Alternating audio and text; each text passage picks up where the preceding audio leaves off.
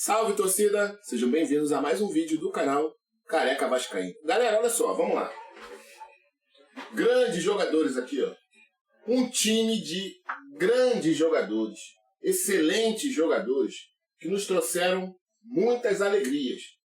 Claro que não só alegrias, né? O Edmundo, por exemplo, perdeu o pênalti do Mundial.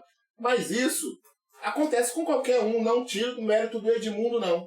Vestir a camisa onde? Onde que é isso aqui, ó? Dentro de campo. Dentro de campo. Olha lá a torcida lá do outro lado, ó. Puta que pariu. Grandes jogadores. Augusto, Barbosa, Eli, Belini, Mazinho, Danilo, Juninho, Dinamite, Ademir, Edmundo e Romário. Grandes jogadores selecionados por grandes vascaínos que fizeram esse time aí, ó. Revista Placar de 2006. Por esses caras aí serem grandes jogadores, esses caras têm capacidade de gerir um clube da grandeza do Vasco. Um Vasco, irmão, que é aqui no Rio de Janeiro, e você pode até citar outras cidades, é claro, porque se numa cidade grande, o Clube de Regatas Vasco da Gama arrecada mais do que muitos municípios, e não são poucos não, são muitos municípios, porra, aí você pensa assim, né? Cara, será que esses caras, né, por terem jogado futebol, eles podem ser presidente de um clube associativo igual o Vasco? Claro que não, né? Mas a gente teve aqui, ó, o seu Roberto Dinamite. Roberto Dinamite, que se deixou ser massa de manobra dos outros. Quem são esses outros? Aqui, ó, Edmundo. Esse daqui, ele não é massa de manobra. Ele não se deixa manobrar pelas pessoas, não. Ele é a pessoa que manobra. O grupo formado pelo Edmundo, a chapa Sempre Vasco, que hoje está tentando eleger o Pedrinho, assim como eles fizeram com o Roberto Dinamite, ele é as pessoas que manipulam. Ele é a pessoa que faz com que pessoas, ídolos, assim, ó, ídolos dentro de campo, queiram ser presidente do Vasco. E é o que está acontecendo hoje com o Pedrinho. É inocente o Roberto Dinamite, que triplicou a nossa dívida, né? Ganhamos o título da Copa do Brasil, graças a Deus, né? Senão a gente não tinha nenhum. Mas foi um título que custou caro, irmão. Custou caro pra caralho. Roberto Dinamite. Influenciado pela turma do Edmundo. Sim, o Edmundo criou uma chapa, irmão, política no Vasco, a Sempre Vasco, que eu coloquei no vídeo passado. Se você não viu, tá aqui o card, ó. Vai passar um card aí. O próprio Júlio Brandt, que sempre foi o candidato da Sempre Vasco, dizendo que eles judicializaram 3 eleições no Vasco. 3. 2014, 17 e 20. E provavelmente judiciarão mais uma eleição agora, de 2023. Para quê? Pro bem do Vasco? Claro que não. Basta você ver como o Vasco está quando o MUV está no poder. Esses caras aqui, ó, esse cidadão aqui, ó, seu Edmundo, que dentro de campo nos deu, sim, muita glória. A gente gostava de ver o Edmundo jogar, tinha muita garra, tinha muita identificação com o Vasco. Mas cita o Palmeiras como clube que ele deveria ter jogado a vida toda. Isso é uma boa pergunta, cara. Eu, de coração, assim, se eu falar a verdade mesmo, eu queria não ter jogado em nenhum. Queria ter começado no Vasco e ter jogado depois a vida inteira no Palmeiras, sem demagogia. Porque eu falo uma frase que é verdadeira. Eu era feliz e não sabia. No Palmeiras? No Palmeiras. E eu fiz de tudo para sair do Palmeiras. Foi o grande erro da minha vida. E depois, alguns clubes que eu joguei foi por circunstâncias. Quais são as circunstâncias? Eu fui contratado, os clubes não me pagavam, e você chegava pela porta da frente, como grande contratação, eles não pagavam e faziam você sair pela porta dos fundos. E aí a alternativa era ir para outro, porque minha carreira não podia parar. E isso aconteceu inúmeras vezes. Então, alguns eu me arrependo muito, né? Mas se eu tivesse falar no geral, eu teria feito como o Marcos. E eu poderia ter feito, porque eu gozava de um prestígio com a torcida do Palmeiras, com a diretoria enorme. Eu poderia ter jogado uma carreira toda lá, depois ter ido para a Europa e voltado ao Palmeiras, como quase aconteceu. Qual que era aquela... Não Vasco, Palmeiras. O livro dele, ele tá com a camisa do Palmeiras, não é com a do Vasco. Não é com a do Vasco. Você acredita, amaria o Edmundo pela vida social dele? Pelo que é fora de campo? Claro que não, né? Claro que não. Isso aí, eu não vou nem ficar relembrando porque é feio. Mas o que o Edmundo representou dentro de campo é muito diferente do que ele representa fora de campo. Começando em se tratando de Vasco, com essa desgraça dessa chapa que ele formou aí. Essa porra dessa chapa sempre Vasco. Que só fode o Vasco, só fode. Irmão, você faz uma chapa, né? Você faz uma chapa lá, vou criar uma chapa aqui. Eu, Careca. Porra, tenho 17 mil seguidores, muitos são sócios estatutários, eu vou criar uma chapa aqui. Carecone de Moraes é o nome da chapa. Carecone de Moraes. Chapa. Carecone de Moraes. Chapa política dentro do Vasco. Aí eu não ganho porra nenhuma, né? Eu disputo as eleições, não ganho nada, e toda vez eu vou lá e judicializo. Por quê? Porque eu tenho desembargadores na minha chapa, eu tenho juízes na minha chapa, grandes advogados na minha chapa, e eu vou lá e judicializo o tempo todo. Nem sempre eles ganham, mas sempre judicializam. Isso está correto? Você acha que isso está correto? Só no Vasco que acontece isso, cara. De um ex-jogador, Roberto Dinamite, ser presidente de um clube da grandeza do Vasco.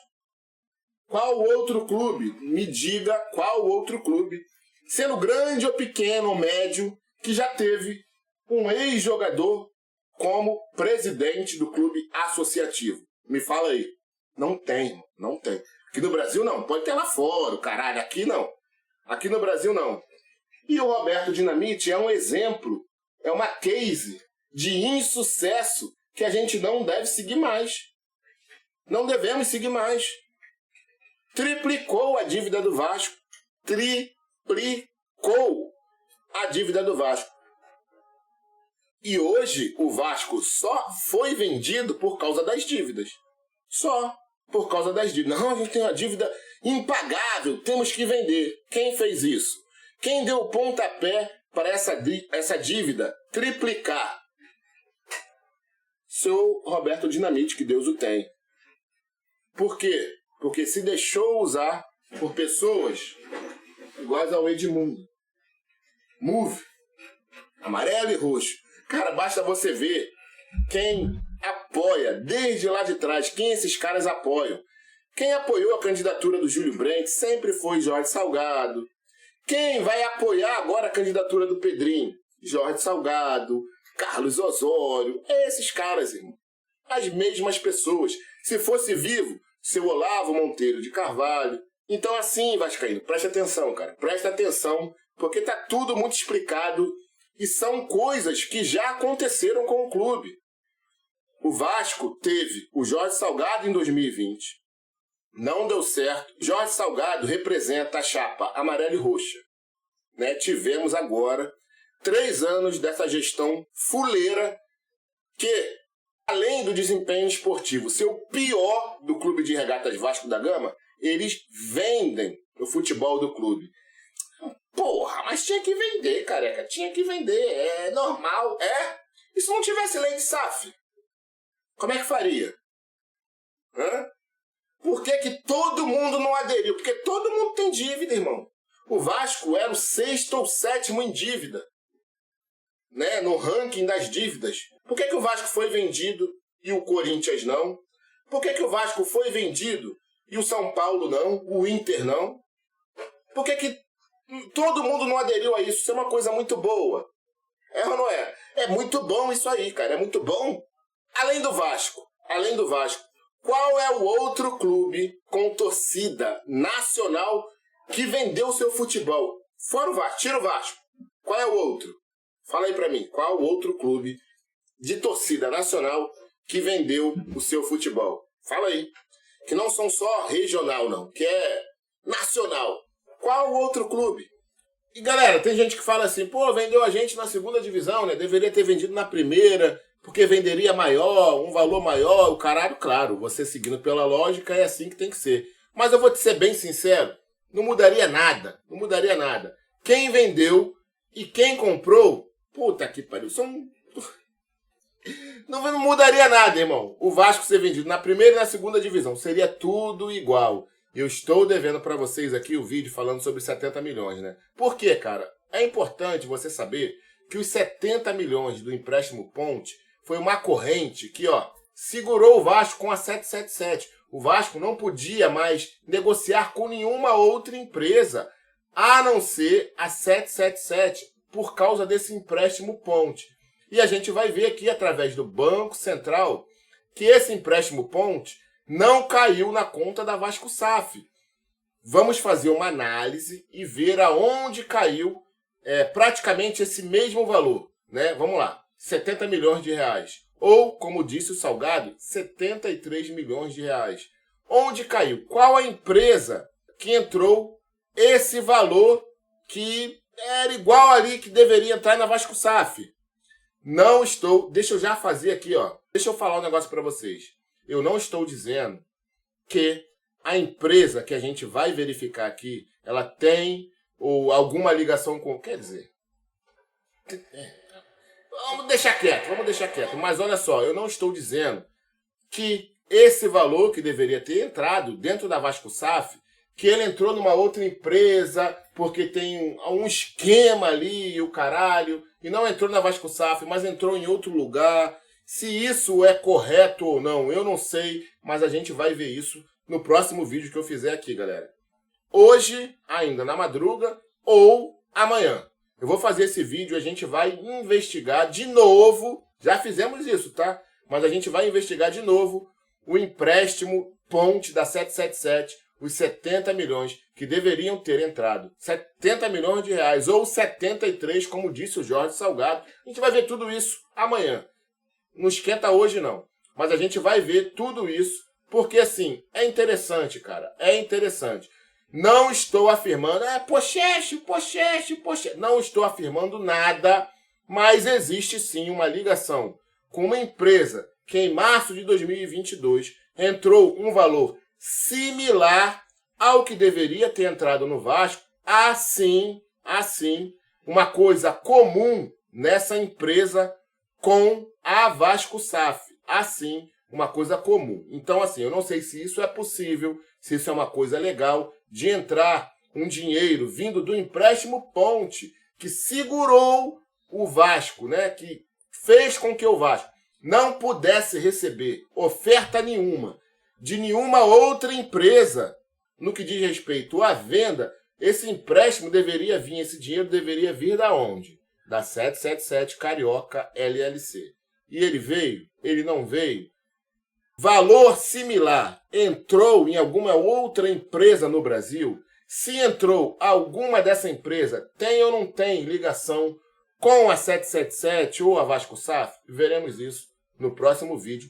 Já estou aqui, ó, cortando que eu não estou dizendo nada. A gente vai ver apenas o que diz o Banco Central com relação à nossa indagação ou ao que a gente acha ou não acha relacionado a esses 70 milhões aí, valeu? Vou passar um vídeo aqui do presidente do Vitória, que vocês já devem ter visto, mas eu devo fazer isso porque eu não fiz. Mas antes desse vídeo do presidente do Vitória, eu vou deixar vocês aqui com um videozinho lá, meu irmão. Olha, vejam, porque eu vou falar nesse vídeo também. Tem a fala do Flá Dias, tem outras falas aí, e vocês vejam um cenário aqui, ó, como era diferente, irmão. Desde lá de trás a gente fala a mesmíssima coisa. E puta que pariu, irmão. Às vezes, cara, cansa. Às vezes cansa. Porque a gente vem aqui e fala a mesma coisa o tempo todo. E o torcedor vascaíno, ó. Vou mostrar pra vocês amanhã, nesse vídeo que eu vou fazer aqui, alguns comentáriozinhos que teve no vídeo anterior a esse aqui. No vídeo anterior. Vou mostrar pra vocês. Vou, mais uma vez, deixar vocês com um vídeo que eu fiz lá atrás, bem lá atrás, dizendo o seguinte, olha, iremos perder São Januário, olha o que esses caras estão fazendo, e depois vocês ficam com o vídeo do presidente do Vitória falando a respeito do SAF, valeu? Espero que vocês vejam isso que é legal, é interessante. Tamo junto. Um forte abraço, fui. Depois eu volto, tamo junto. O torcedor do Vasco também, eu acho que tem assim, tem uma má vontade às vezes com o clube, sabe? Tudo do Vasco é ruim, tudo do Vasco não presta. O jogador que vem do clube, mas era bom se viesse do outro. Pô, sério, gente. Vamos também dar um tempo ao tempo. Ah, porque a SAF foi mal vendida. Pô, gente, vocês acham que... Não, mas tem os 120 milhões, vocês acham que é assim? Faz o Pix aí, manda 120 milhões por Pix. Não é assim não, gente. A gente tem esse tipo de atitude, o torcedor tem esse tipo de atitude, o torcedor do Vasco tá desesperado, porque ele foi acostumado ao desespero, cara. Ele foi acostumado ao desespero. São 20 anos, são 20 anos. 20 anos sendo enganado, 20 anos de bravatas, 20 anos de promessas, 20 anos de nomes, 20 anos... Sério, cara. Tudo bem, a gente até entende, mas só que tem uma hora que o torcedor, cara, como tudo na vida, é na porrada, irmão. Torcedor do Vasco, é só essa notícia que eu dou a vocês. Vocês que não estão acalmados, vocês vão sofrer muito, cara. E se não vier um jogador de nome, vai ser uma tragédia? E se não vier um treinador de nome, vai ser uma tragédia? Eu quero acreditar que não será uma tragédia, porque por trás disso passou uma decisão de várias pessoas, conversas de várias pessoas, entrevistas, enfim, tudo isso.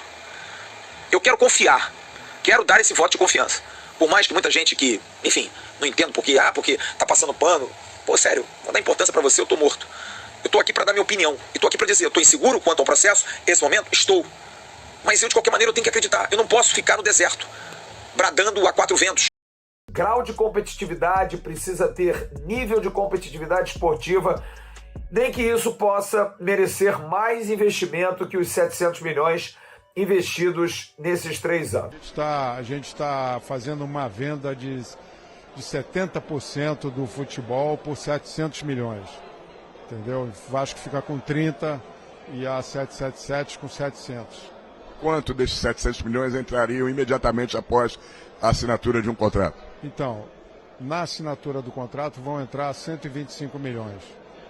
E a seguir vai ter um aporte também de mais ou menos 270 milhões que a gente vai discutir o que vai vir para o futebol e o que vai vir para atacar a dívida. Lembrar que 70 milhões já foram investidos, portanto, 7% serão da 77 Partners e 63%, 630 milhões, serão aportados. Esse ano, mais 120 milhões.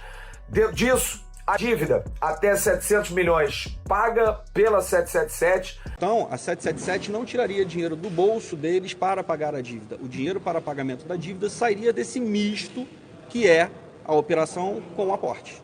Então, a 777 não tiraria dinheiro do bolso deles para pagar a dívida.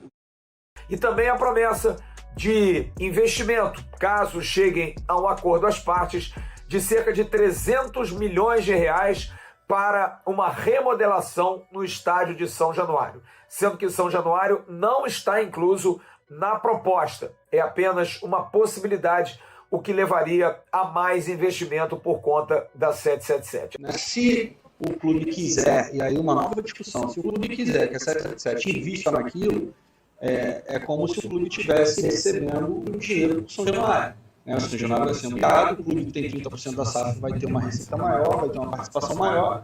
Então, é a colocação deles que São Januário passe para dentro do patrimônio da SAF.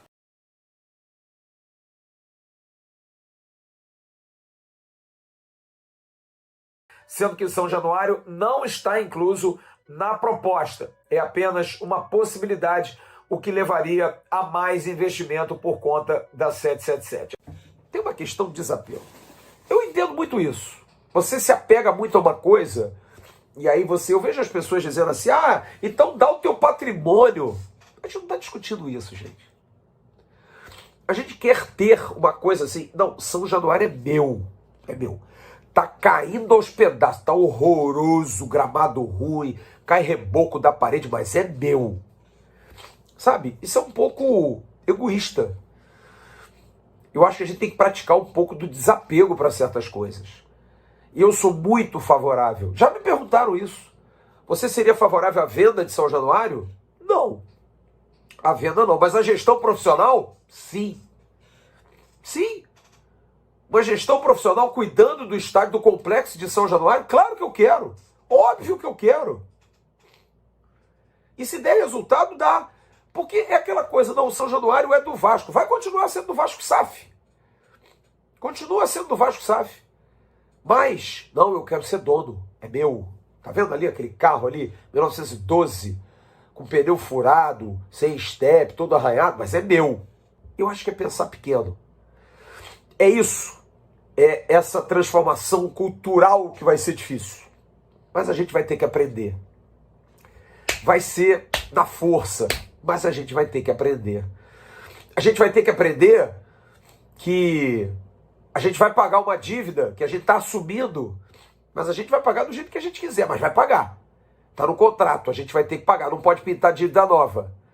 Diferente de você ter uma dívida e empurrar com a barriga. Não pagar, deixar o negócio rolar. Ih, vou pagar isso não. Cara, é surreal. É muita mentira. É desmentida, né? Desde quando se iniciou esse processo de SAF, os caras mentem o tempo todo. A gente tem uma fala do Jorge Salgado dizendo que eles não trataram de SAF quando eles assumiram. Então, a gente, quando começa a gestão, a gente ainda não pensava em clube empresa e não pensava ainda em SAF, até porque ela nem existia. No decorrer do ano, ali mais para o final do ano, a SAF foi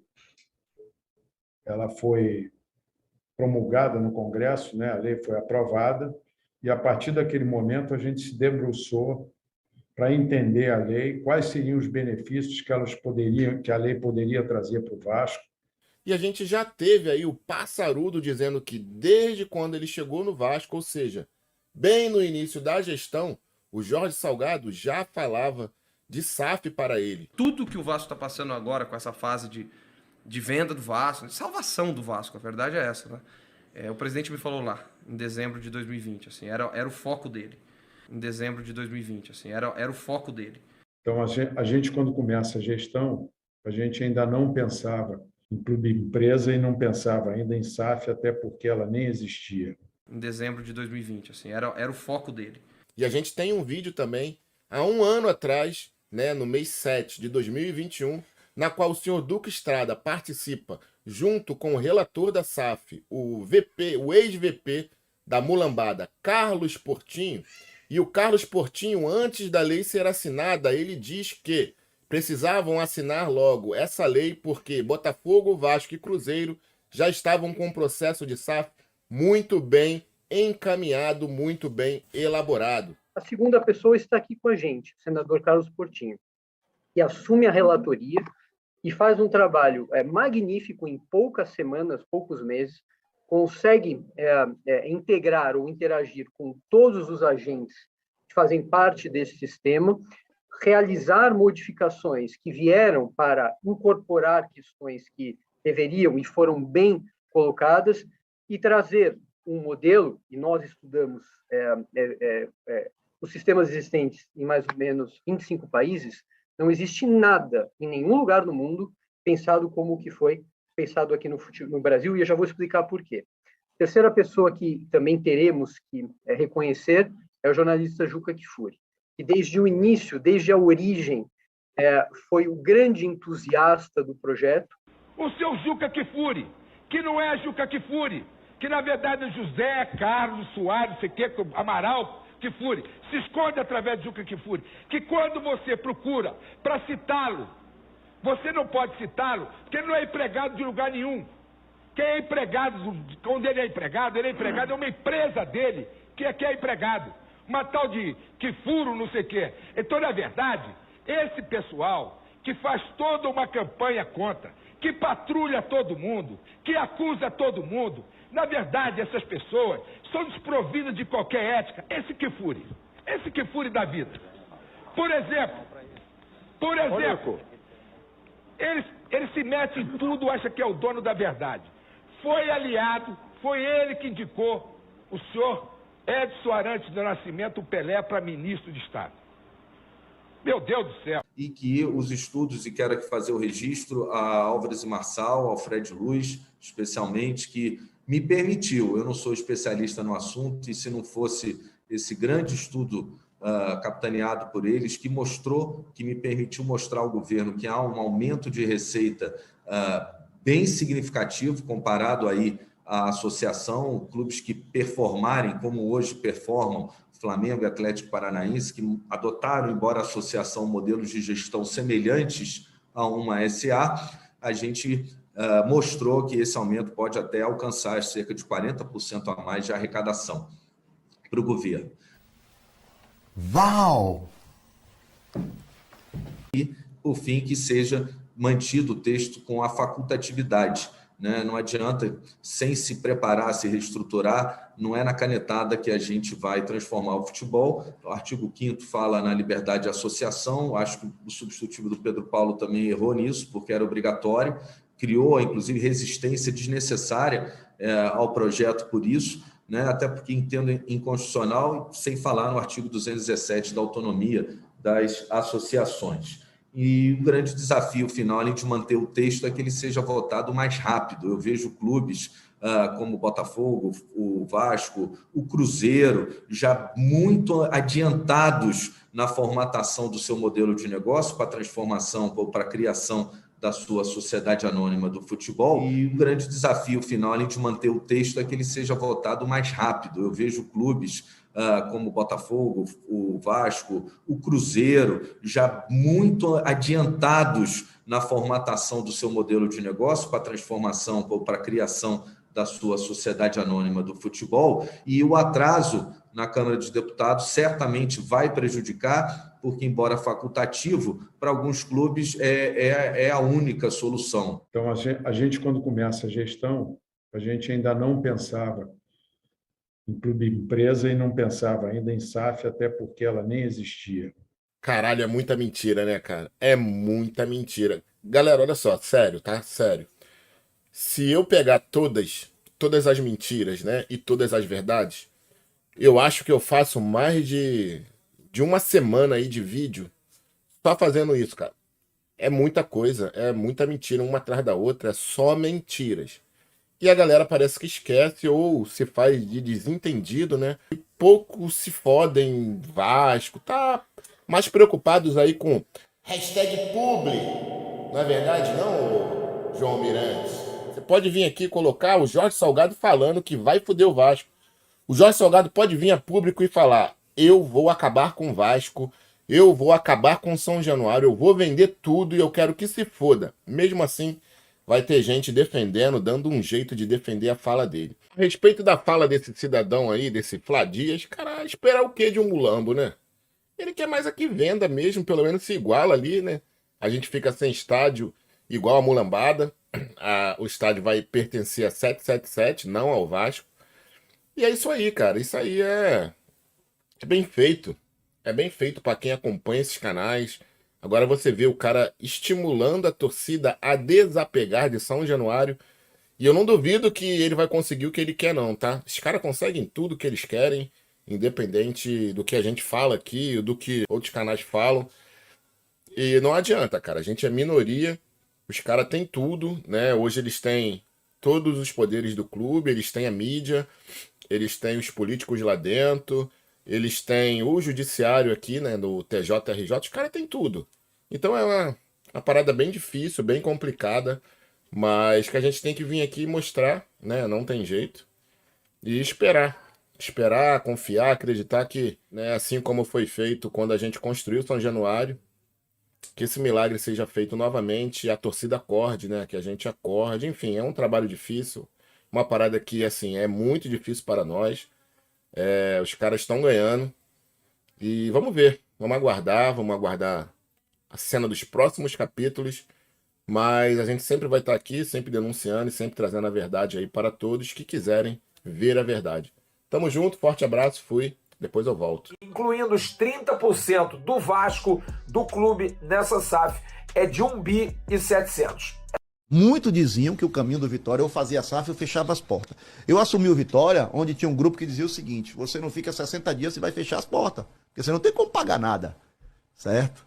Então, e não estou dizendo aqui que eu sou contra a SAF, por amor de Deus, não entendo. Existe um outro caminho. Eu acho que existe o caminho pode até ser a SAF, mas não agora. Sim. Vamos voltar para a Série A. Sim. Porque quando você volta para a Série A, você valoriza a marca do clube. O investidor já olha para você diferente. As ligas vão dar um novo norte no futebol brasileiro. Daqui a 2 anos, quem vai vender o direito de transmissão de TV, de publicidade, são as ligas. Não é mais a CBF. Se Deus ajudar a gente chegar na Série A e com a Libra, o Vitória paga suas dívidas. E aí vai discutir, debater com o conselho, com o sócio-torcedor, meu negócio é sócio-torcedor, deixa o conselho lá com a politicagem dele, certo? Vai debater com o sócio-torcedor, que caminho nós vamos fazer. Mas isso não é agora, não é essa agonia, calma. Qual é o nosso foco? Voltar para a Série A, certo? Eu lembro bem que quando eu assumi o clube devia só de imposto atrasado 117 milhões. O cara queria dar 200. Imagine aí, o que é que seria o Vitória? O que é que seria o Vitória, entendeu? Então, o 117 a gente negociou, fomos a Brasília numa guerra danada, conseguimos um desconto, caiu para 59, parcelamos e por aí vai. E aí são tantas e tantas histórias aqui que dá para fazer um livro de um bocado de exemplar, os meus 2 anos no Vitória. E nós não morremos, o Vitória não acabou, a torcida não abandonou, tá? O Vitória não virou SAF, por isso não morreu. O Vitória continua sem dono, quem manda no Vitória é a torcida. E estamos vivos. Estávamos na C, estamos na B, com fé em Deus vamos para A, sem precisar vender a alma. Ninguém precisa vender a alma. Você não precisa vender seu patrimônio. Você não precisa entregar o seu futebol a uma única pessoa, a uma única empresa. Então, contra isso, eu sou contra. Eu deixo isso para todo mundo. Eu não sou contra investimento. Tanto não sou contra o investimento, que eu estou buscando investimento para fazer a nossa modernização do estádio.